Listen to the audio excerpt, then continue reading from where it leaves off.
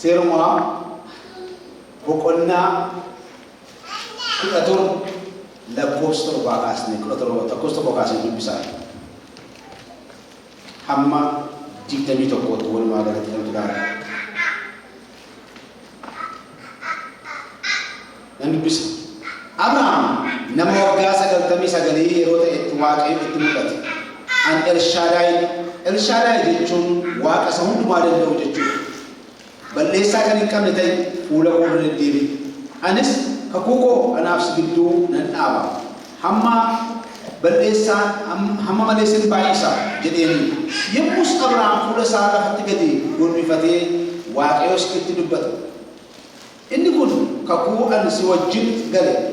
Ati saba sanaan baay'eedhaaf saba abbaa akka taatuuf maqaan kee si'achi Abrahaam jedhee ani saba sanaan baay'eedhaafis abbaa waan si godhuuf maqaan kee Abrahaam haa jedhamu. Abrahaam jechuun abbaa saba baay'ee jechuudha. Ati sanaan baay'iftee akka hortu nan godha. Sabni baay'eenis si keessaa akka argaman mootonnis si keessaa akka ba'an nan godha. Ani siif Waaqayyoon nan ta'a. Si booddeedhaanis sanyii kee Waaqayyoof ta'uudhaaf kakuu koo ofii koof si gidduutti dhaloota si booddee jiraniif sanyii isaanii hundumaa gidduuttis kakuu bara baraa godhee cimsee nan dhaaba. Biyya ati itti amma galte kan ati taateen biyya kanaan hundumaa si booddeedhaaf sanyii keetiifis dhaala bara baraa godhee nan kenna. Siifis Waaqayyoo nan ta'a jedheen. Sagalee kaastee. Waaqayyo yommus Abrahaamiin ati immoo karaa kee kakuu koo eegi. Sanyii kee dhaloonni si booddeedhaan dhufu kakuu koo haa eegu. Ammas kakuu koo inni anaa fi si gidduutti namoota kee gidduutti si booddeedhaanis sanyii kee gidduutti eeguun isiniif ta'u. Isin keessaa dhiirri hundinuu dhagna haa qabamu isa jedhudha. Isin gogaa fuula keessan haguugee dhagna qabadhaa. Kunis kakuu isa anaa fi isin gidduutti dhaabbateef milikkita hin ta'a. Dhaloota hundumaa keessatti dhiira ta'ee mana kee keessatti kan dhalatu sanyii kee keessaa osoo hin ta'in kan isa ormaa irraa furiidhaan fuudhamees dhalatee guddaa saddeetitti dhagna haa qabamu. Inni mana kee keessaa dhalates inni horii keetiin bitamee dhagna haa qabamu. Kakuun koo inni milikiin isaa foon keessan irratti mul'atu kakuu bara baraa hin ta'a. Dhiirri tokko illee dhagna akka hin qabamin inni gogaa isaa foon isaa haguugee dhagna hin qabatin kakuu koo waan cabseef saba isaa keessaa baafamee jireenyi isaa hin balleeffamaa jedhee. Kushanii kaasee midde tokko.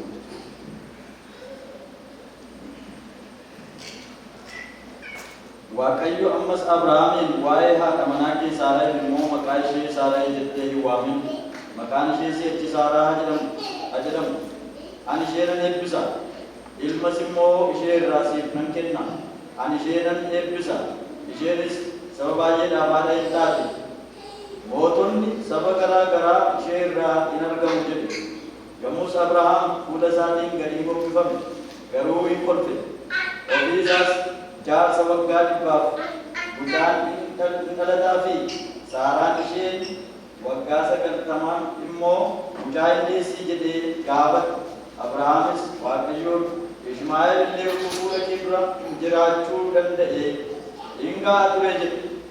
Waaqayyo immoo deebisee waa'u haadha manaa kee Saaraan ilma siif da'a malee atis maqaa isaa Yisihaaq jettee moggaafta.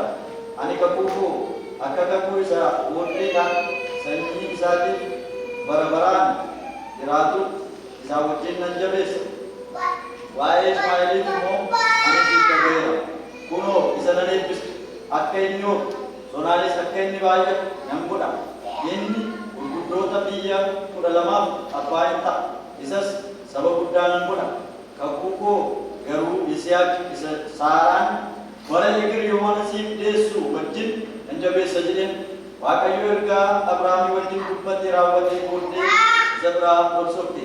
Abrahaam immoo ilma isaa Ishmaa'eeliin hojjettoota mana isaa keessatti dhalatan hundumaa warra horii isaatiin bitaman hundumaas namoota mana isaa keessa jiran keessaa dhiira kan ta'e hundumaa fuudhee gaafasuma akkuma Waaqayyo isaan jedhetti gogaa foon isaanii haguugee dhagna qabe. Abrahaam gogaa isaa foon isaa haguuge yeroo dhagna qabate nama waggaa 99 ture. Ishmaa'eel immoo Abrahaam gogaa foon isaa haguuge yeroo dhagna qabate nama waggaa 13 ture. Gaafasuma Abrahaamii fi ilmi isaa Ishmaa'eel dhagna qabatan akkasumas namoonni mana isaa jiran warri mana isaatti dhalatan warri ormaa irraa horiidhaan bitamanis isaan wajjin dhagna qabatanii. Ameen. Ameen. Gooftaan sinaa eebbisu. Waaw haadha manaa kee Saaraayitu mucaa godhatu na labbee qabu kanan hin teenye. Gooftaan Yesuus Kiristoos barbaraan maqaan kee galateeffamee haa ta'u.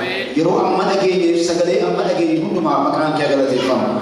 Ana dadhabaa garbicha keetti gargaarama. Dubbii nama dubbadhu kana keessaa anas darboolii keessa ittiin ijaaru ittiin dhaabu jaara kee haa ta'u. Kanatti labbee koorra keessa ala yaada mataa kootiin dubbachuu kan dandeenyeef yaadi koo qalbii koo fedhii koo hundumtuu humna hafuura keetiin kan to'atame haa ta'u. Saba kanaaf qalbii hubatu kennu. Anas dubbii dubbadhu arraba koorra kaa'i. Waan isin dubbattan isiniifan kenna jedhamee caafamee akkuma jiru dubbii keetiin anatti dubbatte yaa Waaqa laphee koorra isa keessa ergaa kee dubbachuu kan danda'uuf na gargaara. Maqaa Gooftaa Yesuusiin ameen. Taa Gooftaa sana eebbisu. Baay'ee jejjeree dubbadha. Qabxiiwwan 5 laphee koorra kan dhufe yaada koorra kan dhufeen jejjeree dubbadha. Mata duree akkan dubbachuu barbaade keessatti humna Waaqayyoo jireenya keenya keessatti shaakalu. Meediraame humna Waaqayyoo jireenya keenya keessatti shaakalu. Experiences God's power in our life. Jireenya keenya keessatti humna Waaqayyoo jireenya keenya keessatti haala keenya keessatti namummaa keenya keessatti we need to experience, we need to exercise that the power of God in our life. Jireenyi hafuuraa muuxannoo utuu hin ta'in exercise barbaachisa. We need to build it. Kakaasuun irra jiraata. Jireenyi hafuuraa sana isa kaleessa dhageenye utuu hin ta'in har'as we need to build it. Exercise gochuu irra jiraata. Kanaaf we need to build it kaasnee dhaabuun irra jiraata. Jireenya Abrahaam keessatti kanatti agarra. Leenni gaaffii tokko si gaafadha. Shaakalaa jirraa humna Waaqayyoo jireenya keenya keessatti. Are we exercising the power of God in our life? Jireenyi muuxannoon hafuuraa isuma baradheedha. Isuma barataan kennamoo ofii keenya shaakalaa jirra. Muuxannoo hafuuraa isa nama dhagarwaasuun namoo we have this kind of life. Jireenya akkasii qabna. Jireenya Abrahaamii kan nama dhibu keessatti jireenya Waaqayyoo wajjin hariiroo addaa nama qabaateedha. It's one of the greatest Abrahaam keessatti wanti baru jireenya isaa keessatti the life of obedience. Life of obedience jireenya isaa keessatti haala kamii keessatti jireenya nama aboomuuti. Biyya Obuur keessatti yeroo kophaa jiraachaa ture keessatti he have never heard about God. Dhageen beeku waa'ee Waaqa. Inni akka ta'e waa'ee Waaqa dhageen maal akka ta'e hin beeku. Gaaf tokko itti mul'ate Waaqa. Gaafa mul'atu Waaqni takka dhageen beekne mana isaa keessatti kan hin haasofne sanyii isaa qomoo isaa keessatti kan hin haasofne Waaqa gaafa dubbatu ani Waaqayyoo Waaqa keetii biyya goota kee biyya sanyii kee biyya dhalate keessaa maal jedhe bayi haaloo what kind of life is bayi itti adda bayi saba sanatti maal ta'e itti adda bayi haala sanatti itti adda bayi awwalee ooni kan kokoraachis godhachuun barbaada if we don't support what we love God never have you. He can never have only you. One look at one the jacket, one the rani, it's at the Bartana. Never can cannot be belongs to God. What are you doing? I want to control you. How do Abraham him by the Yasanagabo? What the Kotia Bandi? One the jacket for the case of mucaa obboleessa isaa fudhatee deebi'eera. Eewwanni lootii fudhatee deebi'ee sana keessa. Gaafa biyya sana keessaa Waaqni gaarganii great promise guddaa kenneef sineen isaa sabanaas godhaa itti adda baheetti jedheen. Gaafa humna qeeraa obboleessaa wajjin utuma deemaa jiru immoo rakkina kanatti ammas waaqni maal jedhe no itti addaba maal isaanii bitu rakkinatu uumame konfliktii uumame fedhii uumame hawwii uumame waa'ee lafaa waa'ee qonnaa waa'ee lafarraa Abrahaamin waa'ee kanaaf hin bu'amne God called him for his own purpose yaada isaa karoora isaa waame amma galuu lolli isaa gidduu taa'u waa'ee mootummaa ta'e waa'ee yaada waaqootu ta'e waa'ee lafaa ta'e waa'ee lafa waa'ee qonnaa waa'ee bakka margaa ta'e kana booda waaqayyo maal ta'e obboleessa keessa gammachuu ilmaat maachoo isa obboleessa keessa jiru waan taatu bannee deemu yoo jiraate gaariin kan kennu ta'uu danda'a nus ta'u waaqota ta'uu dandeenya yeroo baay'ee experience argate hin darbe kana booda lolli gaafa ta'u anaaf si obboleessa kana irratti waldhabuun dura jiraatu ati lafa barbaadde fudhadhutti hin jedheen ajasaa kaasee looti bakka bareedaa bakka qonnaadhaaf ta'u bakka horiishaatiif ta'u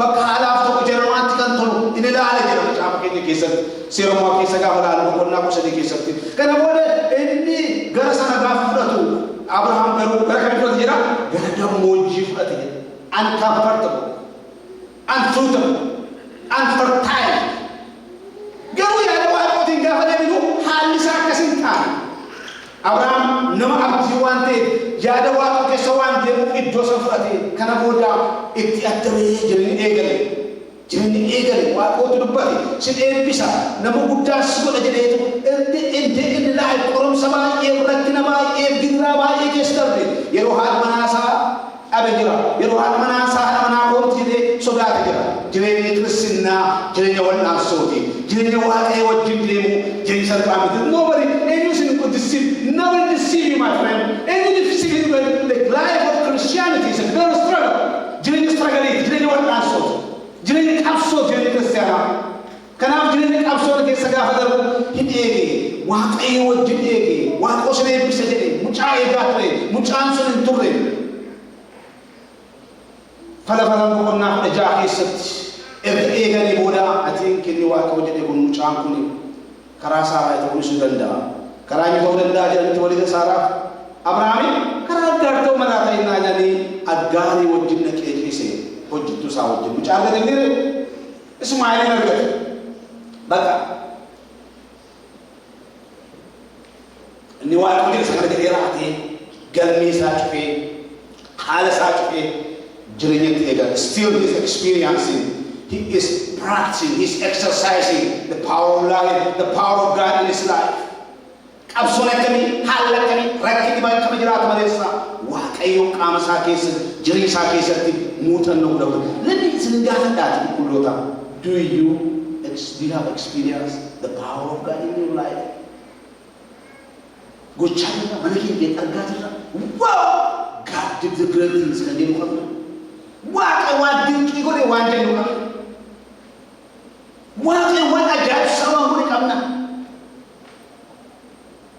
waaqayyo waaqa waan dinqii godhudha waaqayyo jireenya kootiin jireenya keessatti waan addaa hojjechuu barbaada garuu maal barbaada we need to volunteer to open our hearts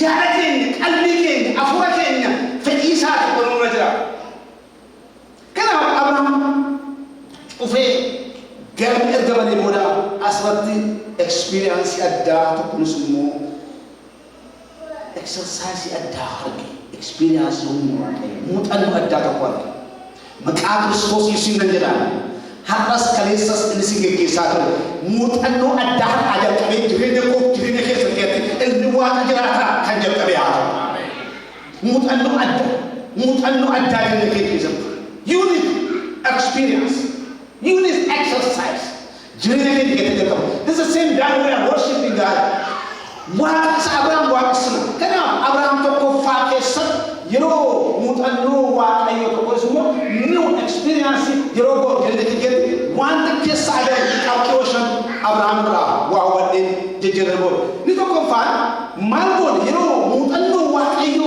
exercise waaqoo akkamitti bitu ilaala how to experience God's power in our life akkamitti experience goona akkamitti muuxannoo kana uumuu dandeenya gaafa jennu inni tokkoffaan humna waaqayyooti dandeettii waaqayyo kireeditii hawwachuu isudha kireeditii hawwachuudha discount gochuun waaqayyo paaworii waaqayyo dandeettii waaqayyo ዋጎቹ ዋቀዩ discount God never discounted himself ዋቀይ ዋቀዋን ማጎቹ ዋቀይ ይሰጥ ነገር ሆጆ ዋቀይ ዋዋካስ ዋቀይ ታቀደጅ ነው ዋቀይ ዋቀ ሚራክል ነው ሃሌሉያ ዱካይቱ ይሰሙና ማቴዎስ ጀነ ማቴዎስ ደንደት ማቴዎስ ዋቀይ ዋቀ that's why we are worshiping the God who makes miracles, the God who changes everything, the God who brings nothing from brings the reality. One ነገር this is tangible this is what we worship God. Is it gonna work now? አብርሃም አከራየ ከፋፈት እንደምሽለ ተዳቆና ተከሰ አብርሃም ደግሞ ጋሳ ገብተን ሰገሪ የሮቴት ዋቄስ ሙለት አንድ እርሻዳይ ጀቹኒ ዋቃ ሰውቱ ማለት ደውለ ጀቹላ አኒ ዋቀዩና አኒ እርሻዳይ ጀቹ ማለት ላ በደም እንዲገሰም ካሚ በካይ መካሚ ማለት አንድ እርሻዳይ አማሉት ላ this word about አረባከ ጀዳም አንማሊዳ ዋቃ ሰዋኑ ማጎቹ እንደው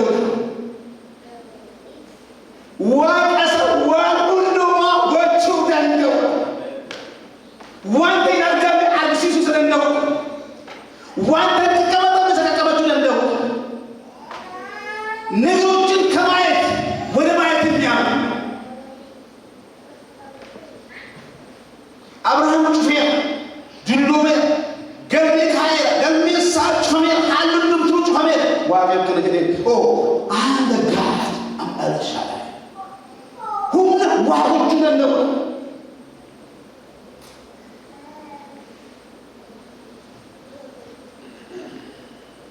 ዋቄዋን ማወቅ ይዳም ዋቄዋን ማወቅ ይዳም ዋን ይትራከቻለ ዋንት ያታዱ ዋንት ደንገስ ተደቱ ዋቄውና እንዲጅራ ማለት ዋቄዋን ማወቅ እንደው ለከለ አን ዋቀዩ ዋንዱ ማወቅ ነው አኛ ከነገደ አንሲ ከቆና ስሉነና ሐማ በለሳን ቀምተ ጀደኒ የሙስ አብርሃም ሁለሳት ገልጎል ፈቴ ዋቀዩ ሰትዱበት እንኩኖ አንተ ኮስ ወጅደኑ ከ አን ዋቀው እንደማደንደው አብርሃም ጩፌራ ዋይንጫ ዱሎሜ ገልቢሳ ሳራ አከጀረ መጫፈ ሆነከ ገደቤስ ሳራ ሸዱሎማ ከሰት አብርሃም አመንቲ ዳንጫ ያላት ረጅ በሞቴው በሳራ ማይፈሙ ተቁር ብለው በላይ ነበር የተስፋው ልጅ ይመለከት ነበር it's only death rabatera famera gabisa rabatera what kind of face I'm thinking one against one grata galega one rabat against one grata galega one gabisa against am galbe haga galega what I what ሁሉ ማለት ነው ሲተዱ በዳ ወልዳ ነገር ሲተዱ በዳ ሰንሰናት ነገር ሲተዱ ማሙት ሲተዱ በዳ ሳሙኤል ነገር ዋቀ ዋን ማሙት ነው when we discount out the power of God we cannot get nothing powerfully who make our did you know how to cast them down say that did you know what cast them down what the power to make cast them down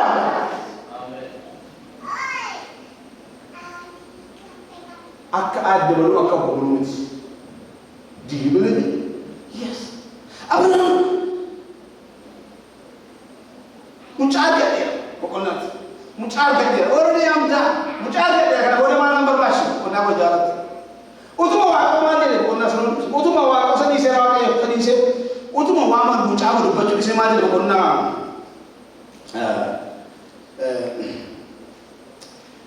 ከነ ከሰጠ ከለ አብርሃም ወደነ ቀንንበት አብርሃም የረዋቀቱበት ለኮስ ተወረቲ የሙሳ አብርሃም ሁለ ሳገድ ጎልፈቴ ገሩን ኮልቢ ኦፊሳ ዳስ ወጋዲ ባሙጫን ተረታቢ ሳራሽን ወጋ ሳደርተ ቢሰገዲ ሙጫን ዲስ ገዳባ አብርሃም ስዋቀሽ ማልን ዋቀ እስማኤል ቁጥሙ ሁለ ገሮቲ ጅራቱ ደነ ነጋ አደ ማን ያሙ አንተ ከዚህ ግን ነከዚህ ገና ማጣጣ Enyungati. Ni wa male hari ni kan cara kita jette won nanda so ni isma kami go. Isma harate kana magori. Aku mendirat magori. No, wow je am khalu ya. Wow je gre jumpa. Wow setiap kali. Wow sawalta ya de. Wow sari misra dia se. Wow sahani ya rata ko tu. Wow se ani ke tu bato. Wow. Isa wa ka ni ta haleluya. Ni kone bahas santora dia. Wow, cuma de. Is wow cuma wa ke ma de je ni. Wow je na ma de gai. Wow je. Ah? Wow je Abraham aja. Ismail mungkin ni nak jadi Ismail tu. Ini tidak ada tu. Isu majulah kan nama dah. Isu nak kisah kan? No. Ini nak kisah kan? Tapi saya apa jadi tak? If you believe in the word of God, the God one who told you that's going to be successful, that's going to be accomplished. Amin jadi. Mana yang tu baca jalan? I just want to touch the taste of people. Nama tu baca jalan. Wow jeraga, eu jeraga, wah kucing, malah sama, ini muncul kami itu, saran, dua tiga kami kan, segala teman, jaswa kami kan, malah eu tu baca jeraga, garuda, why explain for God, why compare lagi ni nak kena, eu tu baca jeraga. The board of discouragement himself. Of it he discouraged himself. It's a negativity. Matasa itu baca je. Maka Kristus ini mata dia.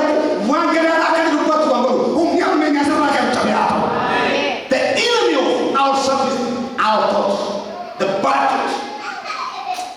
The enemy of ourselves is our self. Mata ini. Amal ni tangan menjadi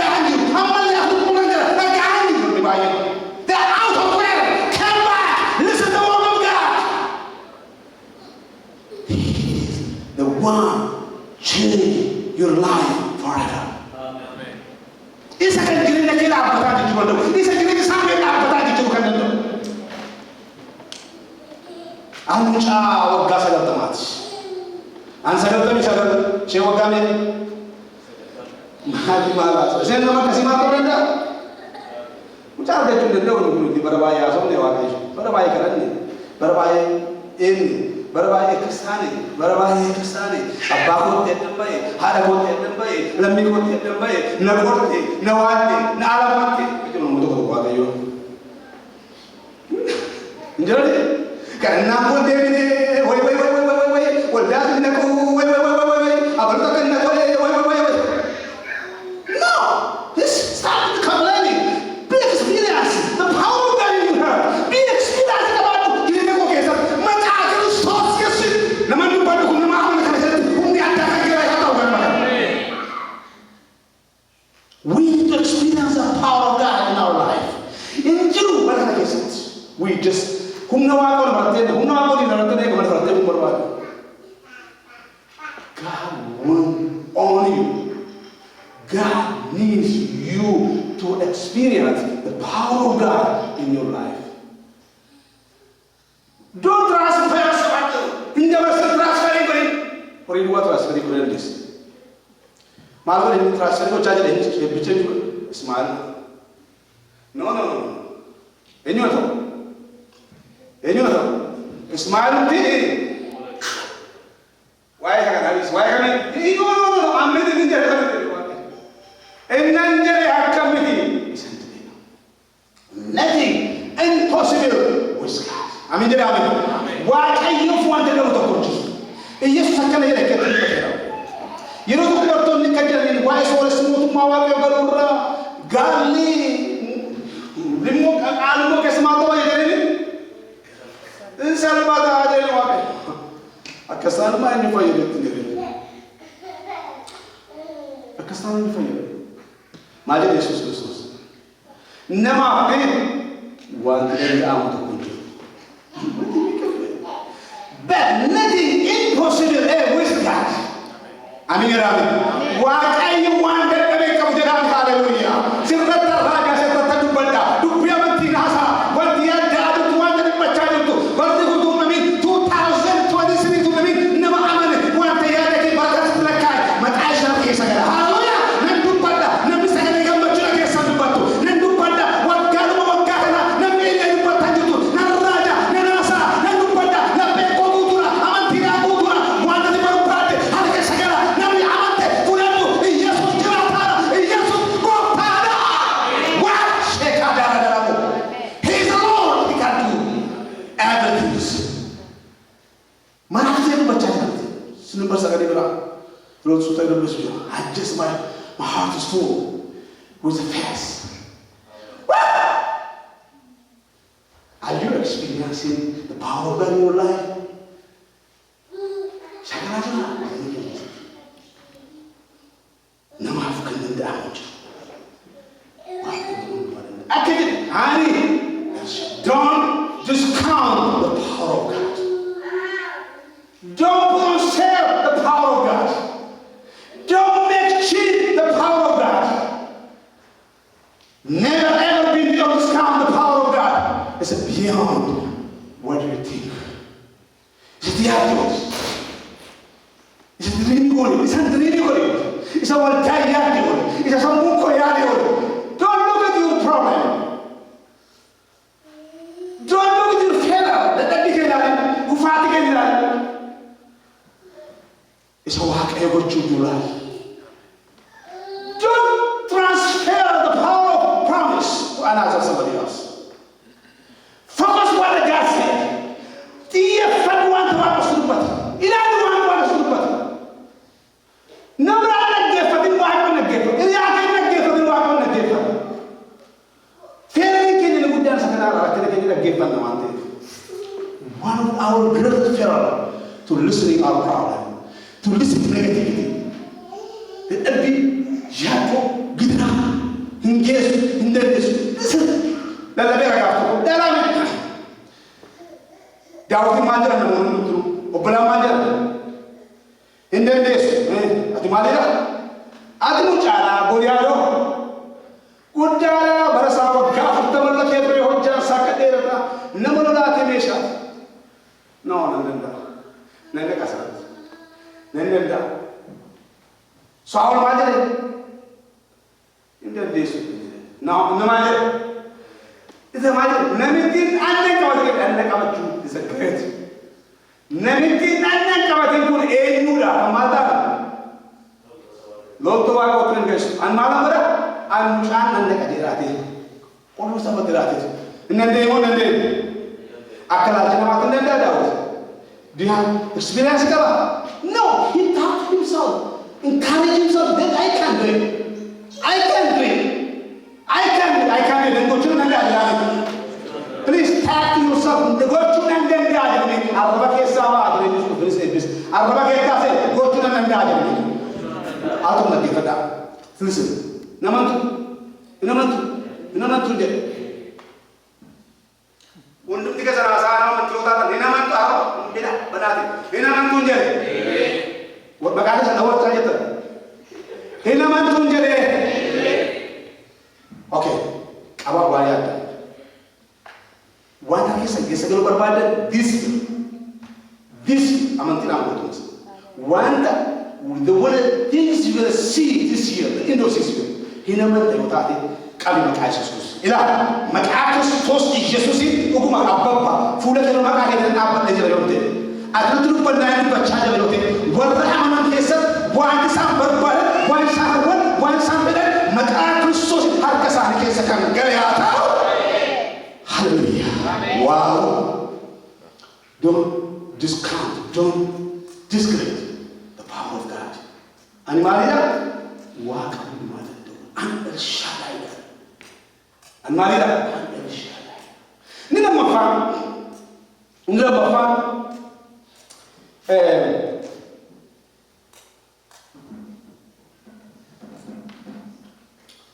Saat itu kira, menjadi menjadi masing-masing. Selama faham pada mula awal salat.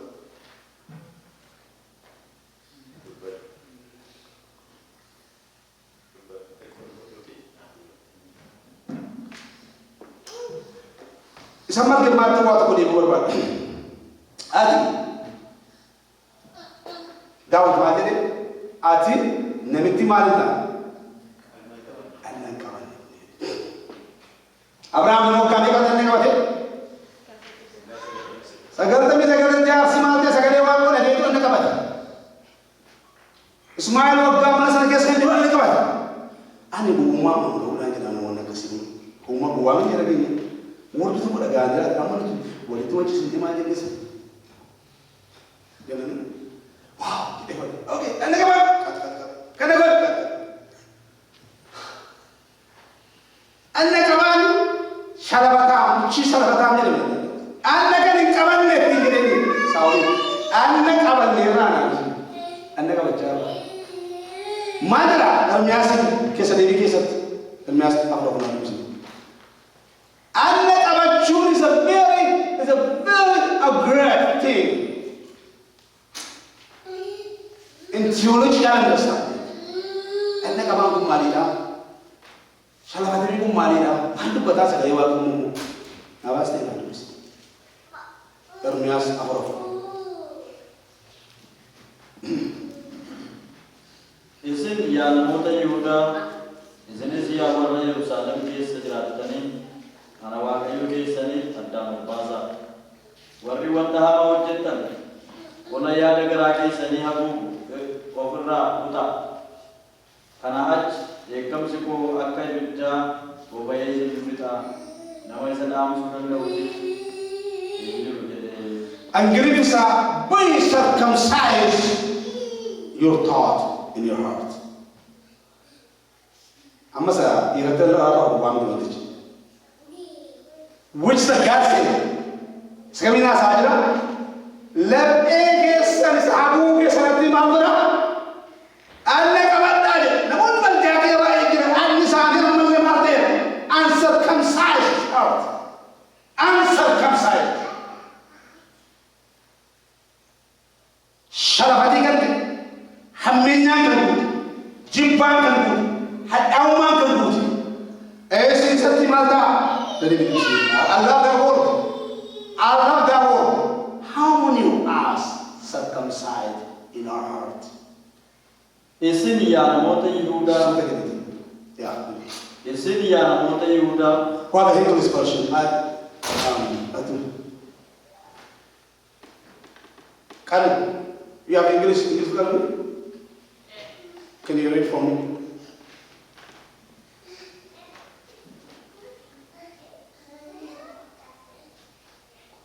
Apa kata dengan Jeremiah 4:4 undergo a circumcision of the heart, you men of Judah and people of Jerusalem, or my warranty may come out like fire, burning so that no one is able to put it out because of the evil of your doings. the evil deeds be circumcised. Where? In your heart. The New Testament circumcision is not the body. The New Testament circumcision is the heart. Lab ekenya. Rakkina guddaa tuma. Lab ekenya. Diinar kana Musa. Lab ekesanti. Yaada qalbii keessatti maalta? Circumcision. Inni suni Israa'el keessatti buddeen naqaati. Lab sana boodee karsi. Amma muumara keessatti immoo lab circumcision taanee waldaa keessa buutee jira. That's a problem. We have no reconciliation. We don't have nothing positive thing. Let in circumcising time hamenya kan bute, dupira kan bute, harapso kan bute, jimpan kan bute, whatever kan bute, makawal balnesu kan bute. That is uncircumcised heart. Waqai harus lebihku. Anak apa tu lebihku? Ya dengan anak apa tu nanti ramai kasih. Kapten apa farwas? We need to experience power of God in our heart. Shout it out. Cincinnati went down. I beg you. Sini correct. Let's bring it circumcised. Make the bring it anyhow. Let's ignore it. Hakum sangat easy circumcised itu. Lebih hamilnya, lebih dibakan, lebih makan sukan, lebih tukumma walinya cuman, lebih kasihkan apa kau? Sahabat kita, itu bodoh tak ada selesai. Isinya sama Israel. Agora, lebih ke sama agora. jijjiiraa kutaa irraa ciraa kana ta'uu baannaan eebbas eeggata. Haleluyaa. Akkamitti eeggamsa jira. The curse is following you with uncircumcised heart. What kind of